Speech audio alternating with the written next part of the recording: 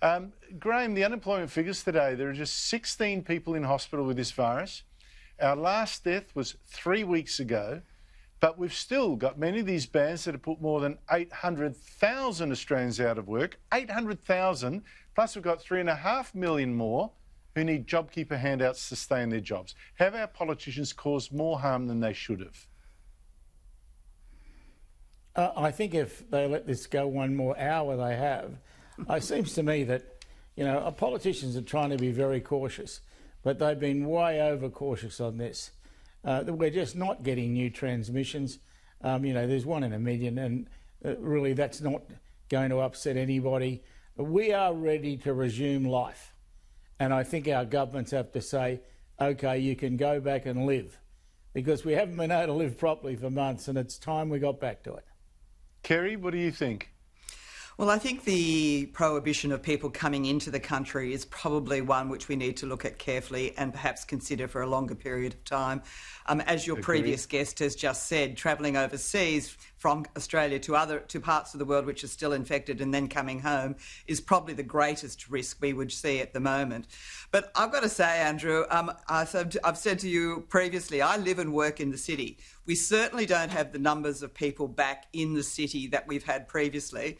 But I think people are making up their own mind about what the behaviour should be, because I have been walking past a lot of coffee shops, I've walked past a lot of restaurants, and they're starting to fill up. And people, I think, are now saying, OK, we've gone through the worst of it. And they may be wrong, but I doubt it, because there's not that community transmission that we've seen previously. So I think the politicians may be playing catch-up here, because I think the community is already starting where they can, and perhaps in greater numbers than the politicians would like, are starting to intermingle. The big issue, I think, is opening the state borders, and I'm at a loss to understand, for example, why the Queensland Premier, who I know she's got the interests of her community at heart, she's happy for people to fly from Brisbane to the Whitsundays, but she's not happy for people from Sydney, where we've got really low transmission rates, to fly up there and help those economies. So I think maybe that's probably continues to be over the top, and I'd hope that there'd be a change of heart about that fairly soon.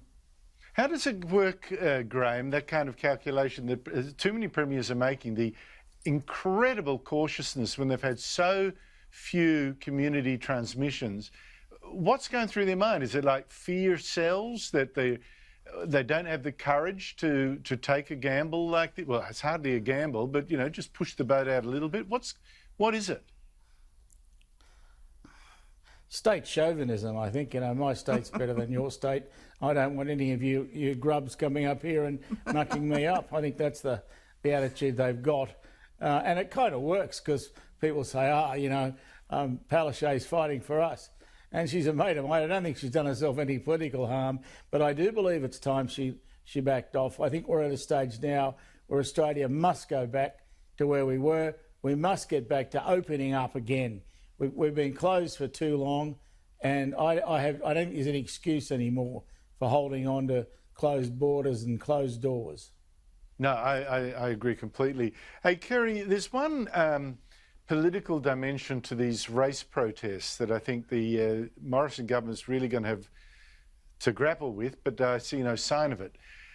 I wonder how these race protests, which I think have distressed a lot of Australians, the quiet ones who don't want to say anything publicly, but they quietly make up their minds, I don't think they're going to be as keen as anyone thinks on the moves by the Morrison government to put to a referendum a plan to change the Constitution to acknowledge the Aborigines and give them some kind of extra representation in Parliament or to Parliament.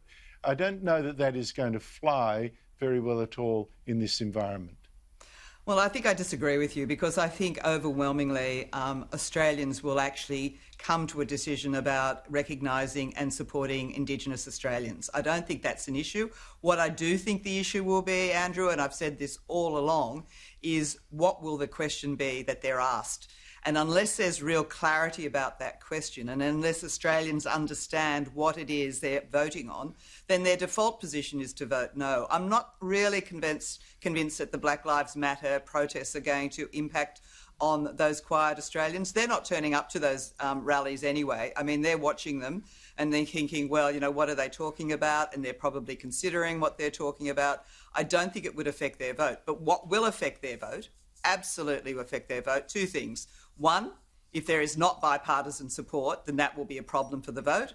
And two, if the question, as I said, isn't clear, and if Australians do not understand what it is they're being asked, then they'll vote no. Well, I don't think whatever they're going to be asked will have a clear material benefit to anybody. That's what I think a lot of Australians will jib at, plus the increasing tribalising of ourselves, dividing by race. I just think you look in America, you want more of that kind of stuff. Graham, where do you fall on this debate? I think this will be a pretty difficult one to get through. I mean, every referendum is obviously difficult to get through, Andrew, as you know. But that having been said, I think this will be particularly difficult. I don't know how far bipartisan support will go, because there are some Liberals who are not going to support it and who are making that pretty clear. So you are going to find, I think, some argument over it, and that's not going to help. As far as I'm concerned, I don't mind voting for it, but I'm uneasy about this voice to Parliament. I don't know what that means, and I don't know how you put it into a question. I don't know either. I mean, Kerry, my point here is everyone, every Australian, treated alike, has got a vote to Parliament. If you want to set up your own bodies, there's been plenty of Aboriginal bodies that have set up.